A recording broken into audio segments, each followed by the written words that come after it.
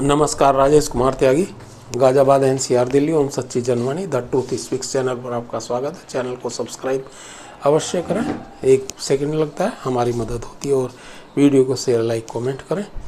साथियों, मैंने आपको डिसीजन भी पढ़ के सुना, लास्ट पैराग्राफ 35 और चीज़ें भी आपको बताई। अभी जो 29 अप्रैल में डिलीवर हुआ है नैनीताल हाई कोर्ट का, उत्तराखंड हाई कोर्ट का डिसीजन, जिसमें चीफ जस्टिस है और दूसरे एक जज हैं, डबल बेंच का डिसीजन है। तो ये बहुत बड़ा लैंडमार्क डिसीजन है और ये हम लोगों के फेवर में है। और इसमें इन्होंने स्पेशल अलाउंस अलाउ करा है और साथ में 45 डेज, यानी कि अगर 30 साल की किसी की नौकरी है, उसके ऊपर जैसे किसी ने 38 साल करी है तो उसको 8 महीने की ग्रेजुएटी और मिलेगी, मतलब 45 डेज मिलेगी। 26 डेज का इसमें कहीं जिक्र नहीं है। और DA इन्होंने अलाउ करा है और स्पेशल अलाउंस करा है अलाउ, और सारी डेफिनेशन दी है DA, स्पेशल अलाउंस और पे और सैलरी की, और सब चीज़ें तफसील से। और कई सारे केस, 8, 7, 10 केसेस के बारे में इन्होंने डिस्कस करा है और तमाम चीज़ों के बारे में बताया है। और बहुत ही बढ़िया डिसीजन है। और डबल बेंच का इसके बाद सुप्रीम कोर्ट की लड़ाई रहती है। कायदे में तो सुप्रीम कोर्ट इसे वैसे ही रिजेक्ट कर देगी अगर अपील करेगा बैंक कि भाई इसको पेमेंट करें, और या पेमेंट कर देंगे, वो तो बात अलग है। और क्योंकि इससे पहले भी ऐसा हो सका, मध्यांचल ग्रामीण बैंक जिसमें DA की बात थी, हमने बैंक को लिख के दिया था और डिसीजन भी दिया था कि भाई हमें इसके आधार पर पेमेंट कर दे, बैंक ने नहीं किया। और हमने भी कोर्ट में केस लगा रखा दिल्ली हाई कोर्ट में, जो IBA ने, और दूसरी कोर्ट हाई कोर्ट्स में भी लगा हुआ, जो अल्टीमेटली ये हुआ कि भाई इसको जो है दूसरी सुप्रीम कोर्ट में सुना जाए। IBA ने हमारे अगेंस्ट एक केस, एक रिट डाली कि सुप्रीम कोर्ट में इसकी सुनवाई हो। तो अब तो इसे सुप्रीम कोर्ट में ही सुनवाई होनी चाहिए, क्योंकि डबल बेंच का डिसीजन आ चुका है। हमने अपने साथियों से तमाम से रिक्वेस्ट करी है जो हमारे साथ है। मेरा नंबर 17 है इसमें, जो रेस्पोंडेंट की है, 165 रेस्पोंडेंट की जो लिस्ट है जो IBA ने हमारे खिलाफ फाइल किया था, उसमें मेरा नंबर 17 है। और ग्रेजुएटी केस में, दिल्ली हाई कोर्ट वाले केस में मेरा 16 नंबर है। और रिकैलकुलेशन वाले में दिल्ली हाई कोर्ट में मेरा शायद 17 नंबर है उसमें भी। तो उसमें हमारे 19 साथियों ने लगाया था और इसमें 17 साथियों ने लगाया था हमारा।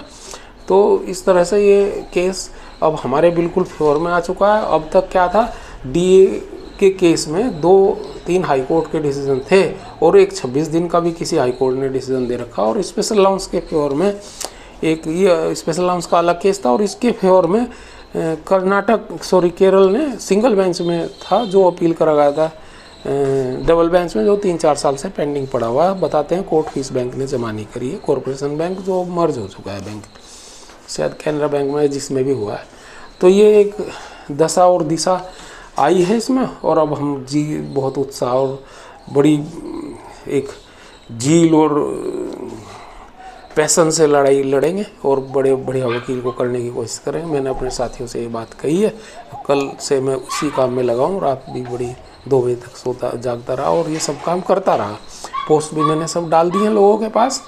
तो ये अभी पता लग जाएगा कि क्या होगा इस सारे केस में और आगे। बाकी हमारी ये बहुत बड़ी एक लड़ाई है। और एक मिडिल MM2 मतलब स्केल 2-3 के आदमी को इसमें करीबन 7% इंटरेस्ट के हिसाब से करीबन 20-21 लाख रुपए का बेनिफिट होएगा।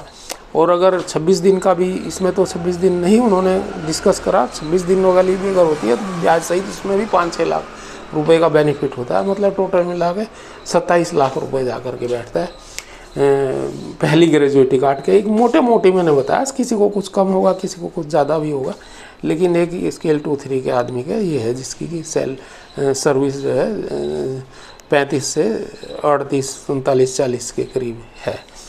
तो बाकी आप लोग सभी तैयार रहें। अगर कोई भी ज़रूरत पड़ेगी तो सबसे हम डिस्कस भी कर सकते हैं और हमारे साथ ही डिस्कस करते हैं। और लड़ाई जारी है। और ये बहुत स्पेशल अलाउंस की लड़ाई, सैंक्शन अपडेशन की लड़ाई और ग्रेजुएटी और हेल्थ इंश्योरेंस की ये लड़ाई बड़ी लड़ाई थी हमारी। बाकी और 2 लड़ाई कम्यूटेशन पीरियड घटाने की, उसको भी कोर्ट में घर जीतने के हम प्रोग्राम बना रहे हैं। और अनमैरिड डॉटर्स और डाइवोर्स और डॉटर्स और जो वीडो डॉटर्स हैं उनकी लड़ाई भी, जिनको होल लाइफ पेंशन का प्रोविज़न है जो बैंक में नहीं किया, ये भी हमारी लड़ाई का एक हिस्सा है। पर ये अच्छा, इसमें एक और ग्रेजुएटी का तो ये है ही, लेकिन स्पेशल अलाउंस की लड़ाई में इसका बड़ा इफेक्ट हुआ, चूँकि उन्होंने स्पेशल अलाउंस ग्रेजुएटी दिलवाई है उसमें, तो ग्रेजुएटी जब दिलवा दी स्पेशल अलाउंस में तो फिर वो सुपरनेशन बेनिफिट्स के लिए लागू हो गई और पेंशन भी उस पर मिलनी चाहिए उस हिसाब से। तो अब ये भी स्पेशल अलाउंस की लड़ाई, इसमें हमें ज़रूर बेनिफिट मिलेगा। तो साथियों, विराम देता हूँ अपनी वाणी को। धन्यवाद। भारत माता की जय। वंदे मातरम।